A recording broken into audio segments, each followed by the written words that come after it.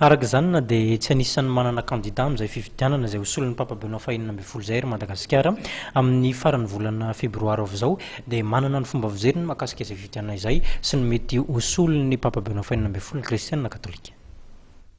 Ny kristianina katolika dia samy manana ny heviny fa toetoetra tokony ananan'ny papa vaovao. Ao ny hevitra fa tokony kardinaly breziliana na afrikanina izay anisan'ny toerana betsaka mpino katolika no handimbin'ny Papa Benoît XVI. Ao kosa ny mihevitra fa miankina amin'ny bitsiky ny fanahy masina ny fanendrena ary tsy mametraka fepetra na avaiza ny dimbin'ny Papa Benoît XVI. Ao koa ireo Laika no mihevitra fa tokony tanora kokoa noho ny papa teo aloha no hitarika amin'ny fiangonana ekara maneran-tany. Voalohany indrindra aloha dia araky ny finoana napetraka dia hoe izay tendrin'Andriamanitra araky ny fitsilovan'ny fanahy masina dia efa ekena ary manaraka izay dia tokony tsy hivoana amin'ny fototra izay nijoroan'ny finoana katolika hatramin'izay.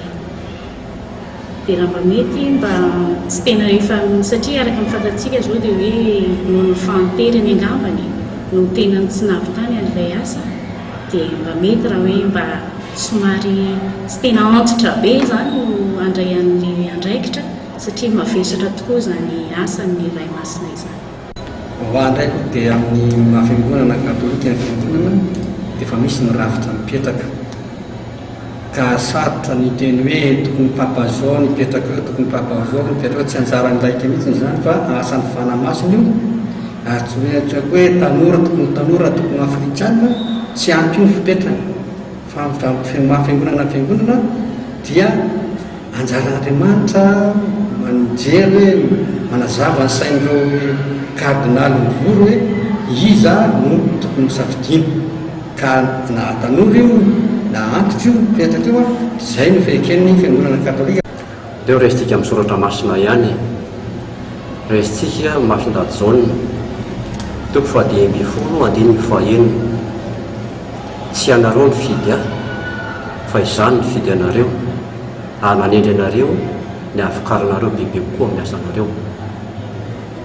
Izany hoe tsy ny laika na ny papa kory ary na ny kardinaly, tsy hoe ny papa kory fa na ny kardinaly ary dia amin'ny alalan'ny fanahy masina irery ihany ary izany ina mahatonga an'ilay hoe conclave hifandiniana misy vavaka alohan'izany.